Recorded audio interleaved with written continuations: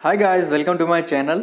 स्वागत है आपका मेरे चैनल पे। मैं हरप्रीत पटेल बात करूंगा आपसे स्टूडियो में नए टॉपिक के बारे में जिसका नाम है बुद्धि, इंटेलिजेंस। देखिए, आज का हमारा ये पहला पार्ट है, एक और पार्ट आएगा, ठीक है। तो आज 25 प्रश्न हैं, इनको आप ध्यान से पढ़िएगा। और चाहे आप सीटेट का एग्ज़ाम देने जाए, चाहे आप टेट का एग्ज़ाम देने जा रहे हो, चाहे आप सुपर टेट देने जा रहे हो या आप डीएलएड एग्ज़ाम देने जा रहे हो, तो ये वीडियो आपको 2 से 3 अंक दे सकता है। अगर आप चैनल पर पहली बार आए हैं, चैनल सब्सक्राइब कर लीजिएगा, बेल आइकन दबा दीजिएगा, जिससे कि आपको नई वीडियोस की नोटिफिकेशन समय से मिलते रहे। पिछले वीडियो अगर आपने नहीं देखे हैं, चाहे वो थ्योरी का पोर्शन हो या ऑब्जेक्टिव का पोर्शन हो, तो डिस्क्रिप्शन में आपको प्लेलिस्ट का लिंक मिल जाएगा। आप जो भी टॉपिक देखना चाहते हैं आसानी से देख सकते हैं और नोट्स बनाकर पढ़ सकते हैं। तो शुरू करते हैं आज का वीडियो। अगर आपको वीडियो अच्छा लगे लाइक कर दीजिएगा, शेयर कर दीजिएगा। तो शुरू करते हैं अपना आज का वीडियो। पहला प्रश्न हमारा, थांडाइक ने बुद्धि के कितने प्रकार बताए हैं? 2 प्रकार, 4 प्रकार, 3 प्रकार या 5 प्रकार? तो थांडाइक ने जो है बुद्धि के 3 प्रकार बताए हैं। पहला बताया था आपका सामाजिक बुद्धि, दूसरा बताया मूर्त बुद्धि, ठीक है, तीसरा बताया अमूर्त बुद्धि। सामाजिक बुद्धि क्या होती है? देखिए, ऐसे लोग जो समाज के बारे में सोचते हैं उनकी बुद्धि जो है सामाजिक बुद्धि होती है, जैसे राजनेता। मूर्त बुद्धि क्या होती है? जो वस्तुओं से जुड़ा हुआ सोचता है, जैसे जो हमारा कारीगर होता है, मिस्त्री होता है, जो मकान बनाता है वो ईंटों के बारे में सोचता है।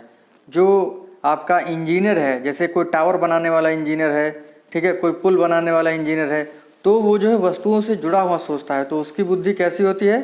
मूर्त बुद्धि होती है, ठीक है। अमूर्त बुद्धि, अमूर्त मतलब होता है संवेगों से जुड़ा हुआ, यानी जो संवेगों के बारे में सोचता है, भावनाओं के बारे में सोचता है और उनको लिखता है, उनकी बुद्धि होती है अमूर्त बुद्धि। जैसे आपका लेखक, गायक, ठीक है, लेखक, गायक, डॉक्टर। तो ये तो हमारा पहला प्रश्न होता है। तो अगला प्रश्न हमारा, इंजीनियर और कार मिस्त्री के पास किस प्रकार की बुद्धि होती है? अमूर्त बुद्धि, मूर्त बुद्धि, सामाजिक बुद्धि या इनमें से कोई नहीं? तो अभी मैंने आपको बताया है कि जो इंजीनियर होता है वो वस्तुओं से जुड़ा हुआ सोचता है। कार का जो मिस्त्री होता है वो वस्तुओं से जुड़ा हुआ सोचता है, कार के पार्ट्स के बारे में सोचता है, तो उसके पास कैसी बुद्धि होगी? मूर्त बुद्धि होगी, ठीक है। बी ऑप्शन आपका राइट होगा इसमें। अगला प्रश्न है, मानसिक आयु शब्द का सर्वप्रथम प्रयोग किसने किया था? टुकमैन ने, क्रानबेक ने, बिने ने या वालरस्टीन ने? तो मानसिक आयु शब्द का सर्वप्रथम प्रयोग किया था अल्फ्रेड बिने ने, ठीक है। अगला प्रश्न है, प्राथमिक बुद्धि परीक्षण यानी पहला बुद्धि परीक्षण किसने किया था? साइमन ने, टर्मन ने, अल्फ्रेड बिने ने या वुडवर्थ ने? देखिए, अल्फ्रेड बिने ने 1905 में जो है फ्रांस में सबसे पहला बुद्धि परीक्षण किया था और इनके सहयोगी थे साइमन, ठीक है। तो आपका जो है सी ऑप्शन सही होगा। अगला प्रश्न है, बुद्धि लब्धि का सूत्र कौन सा है? कौन सा बुद्धि लब्धि का सूत्र होता है? देखिए, IQ बराबर होता है क्या? मेंटल एज अपान क्रोनोलॉजिकल एज, MA अपान CA इंटू 100। मेंटल एज होती है आपकी मानसिक आयु और CA होती है आपकी वास्तविक आयु इंटू 100। तो कौन सा ऑप्शन आपका सही है? ऑप्शन आपका C, IQ बराबर मानसिक आयु अपान वास्तविक आयु इंटू 100, ठीक है। C ऑप्शन आपका राइट होगा। अगला प्रश्न है, आर्मी अल्फा, आर्मी अल्फा बुद्धि परीक्षण जो है किससे जुड़ा हुआ है? अनपढ़ लोगों के लिए, पढ़े लिखे लोगों के लिए, गरीब लोगों के लिए या अमीर के लिए? आर्मी अल्फा बुद्धि परीक्षण जो है किसके लिए होता है? तो ये होता है पढ़े लिखे लोगों के लिए। किसके लिए होता है? पढ़े लिखे लोगों के लिए होता है। सामूहिक शाब्दिक बुद्धि परीक्षण है ये, सामूहिक शाब्दिक बुद्धि परीक्षण है आपका आर्मी अल्फा। और आर्मी अल्फा एक होता है आर्मी बीटा, ठीक है, वो आपका होता है सामूहिक अशाब्दिक बुद्धि परीक्षण। और वो आर्मी बीटा जो होता है वो अनपढ़ लोगों के लिए होता है। एग्जाम में पूछा जाता है, इस चीज़ को आप लोग ध्यान रखिएगा, ठीक है। अगला प्रश्न है, बुद्धि कार्य करने की एक विधि है, यह कथन किसका है? बर्ट का, मन का, वुडवर्थ का, नन का? तो ये कथन है आपका वुडवर्थ का। वुड माने क्या होता है? लकड़ी होता है। बर्थ माने यानी बैठने की जो सीट होती है, तो उस पर कार्य करने की एक विधि होती है। इस तरीके से जो है आप इसको रिलेट करके याद कर लीजिएगा। लकड़ी पर कार्य करने की एक विधि होती है, लकड़ी की बेंच पर कार्य करने की एक विधि होती है। इस तरीके से आप इसको याद करिएगा। अगली परिभाषा है अनुभव के आधार पर लाभ उठाने की योग्यता बुद्धि है। यह कथन किसका है? बर्ट का, बकिंघम का, टर्मन का या डियर बर्ड का? तो ये कथन है आपका डियर बर्ड का। सीखने की योग्यता बुद्धि है, यह कथन किसका है? बकिंघम का, वुडवर्थ का, बिने का या मन का? सीखने की योग्यता बुद्धि है, ये प्रश्न है जो है, ये जो परिभाषा है ये बकिंघम की है।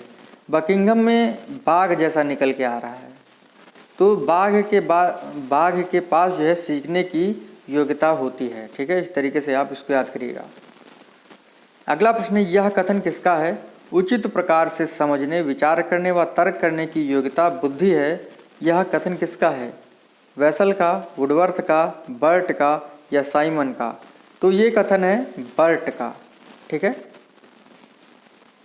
अगला बहुत ही महत्वपूर्ण प्रश्न है, कौन सा कथन सही है?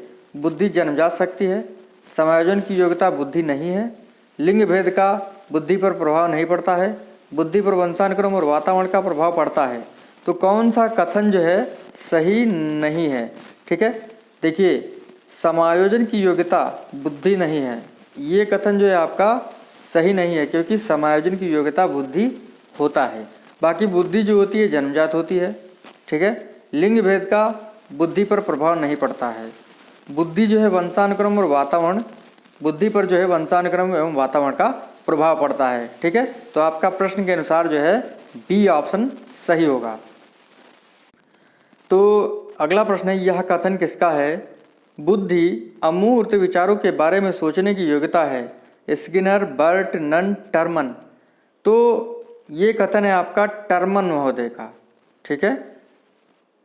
अगला बहुत ही महत्वपूर्ण प्रश्न है, बुद्धि का त्रितंत्र का सिद्धांत किसने दिया है? थॉमसन ने, रॉबर्ट स्टर्नबर्ग ने, पियाजे ने या हैब ने? तो त्रितंत्र का सिद्धांत दिया है रॉबर्ट स्टर्नबर्ग ने। ठीक है। अगला है, त्रितंत्र के सिद्धांत में कौन सी बुद्धि है? प्रकृतिवादी बुद्धि, भाषाई बुद्धि, स्थानिक बुद्धि या घटकी बुद्धि?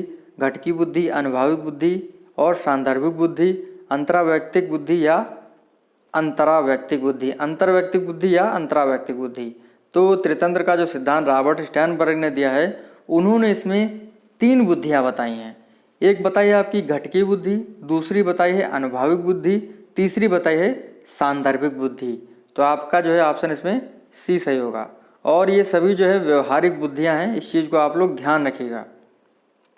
अगला जो प्रश्न है, किसी समस्या समाधान के लिए प्राप्त सूचनाओं का विश्लेषण किस बुद्धि के अंतर्गत आता है? अनुभाविक बुद्धि के अंतर्गत आता है, भाविक, घटकी या अस्तित्ववादी?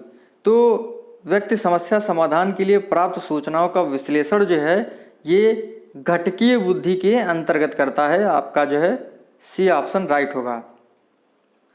अगला प्रश्न है, ऐसी बुद्धि जिसमें व्यक्ति नई चीज़ों तथा नए नियमों का निर्माण करता है, कौन सी बुद्धि होगी? ये होती है आपकी कौन सी बुद्धि? अनुभाविक बुद्धि। ठीक है, बी ऑप्शन आपका राइट होगा। मैंने अभी आपको बताया कि रॉबर्ट स्टर्नबर्ग ने त्रितंत्र के सिद्धांत में 3 बुद्धि बताई हैं। घटकी बुद्धि, ठीक है, प्राप्त सूचनाओं का इसमें जो विश्लेषण करता है। दूसरा है आपका अनुभाविक बुद्धि, नई चीज़ों, नए नियमों का निर्माण करता है।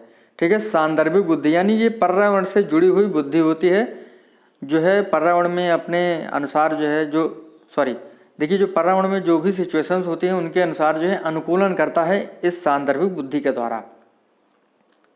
अगला प्रश्न है, सर्वप्रथम इमोशनल इंटेलिजेंस का प्रयोग किसने किया? यानी सांवेगिक बुद्धि, संवेगात्मक बुद्धि के बारे में किसने बताया?